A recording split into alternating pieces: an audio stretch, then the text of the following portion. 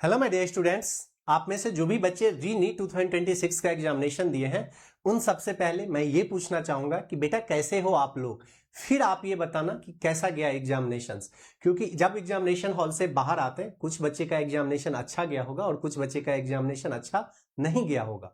अगर आपका एग्जामिनेशन अच्छा गया तो वेल एंड गुड, अगर आपका एग्जामिनेशन एक्सपेक्टेड नहीं गया तो भी डोंट वरी, ज्यादा प्रेशर नहीं लेना। Examination is just a part of life, ये सब कुछ डिसाइड नहीं करता है, जस्ट एक रिजल्ट डिसाइड करता है। तो ज्यादा आपको परेशान नहीं होना है, ज्यादा प्रेशर नहीं लेना है। आपने हार्डवर्क किया, आप एग्जामिनेशन दे दिए, इट्स गुड।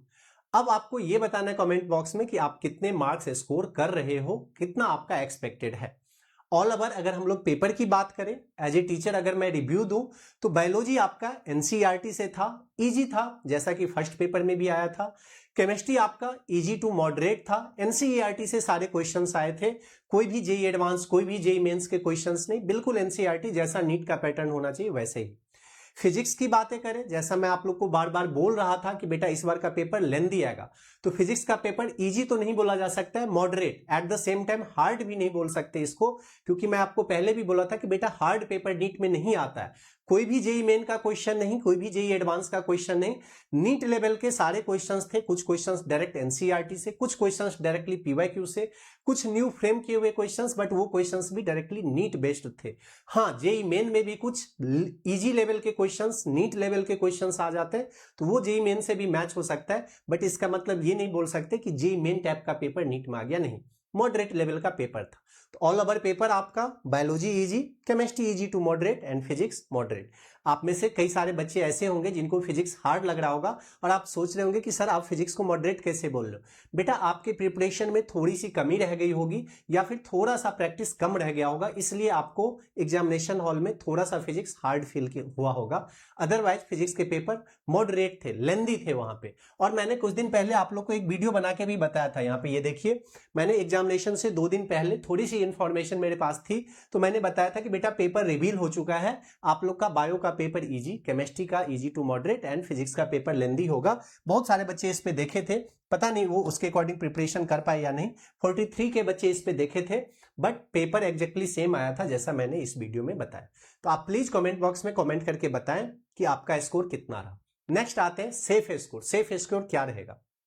देखो बेटा, पेपर थोड़ा सा लेवल अप होके आया था 10%, जैसा मैं इस वीडियो में भी बताया था कि री नीट का जो पेपर रहेगा वो 10% पेपर अप रहेगा आपका नीट एग्जामिनेशन से। 10% पेपर लेवल अप होके आया था। बट आप ये देखिए कि बेटा एक्स्ट्रा टाइम भी मिला था आप लोग को, 15 मिनट ज्यादा मिले थे पिछले वाले पेपर से। दूसरी बात है, बहुत सारे ऐसे बच्चे हैं जो कि इस 40 दिन को सही से यूटिलाइज करके अपना प्रिपरेशन बूस्ट कर लिए थे। 40 दिन पहले उनका मार्क्स कम आ रहा था, लेकिन अभी अगर बात करें तो 40 दिन में उनका मार्क्स इंक्रीज हो गया, और 40 दिन में इंक्रीज करके जो बच्चे उस टाइम 500 भी नहीं पहुंच पा रहे थे, 2-4 बच्चे मुझे मैसेज किए कि सर मेरा मार्क्स 640 630 ऐसे करके आ रहा है। तो बेटा अगर सेफ स्कोर की हम लोग बात करें तो 580 प्लस अगर आप मार्क्स स्कोर किए हो जनरल कैटेगरी के लिए तो ये आपका सेफ स्कोर है। अगर इससे कम आप मार्क्स स्कोर करके आए हो तो आप अनसेफ हो, 580 से कम कट ऑफ नहीं जाएगा। रीजन सिंपल है कि टाइम ज्यादा मिला है तो बच्चे ज्यादा नंबर ऑफ क्वेश्चन सॉल्व करते हैं। दूसरी बात है बेटा, बहुत सारे बच्चे इस टाइम को यूटिलाइज करके प्रिपेयर अच्छे से कर लिए।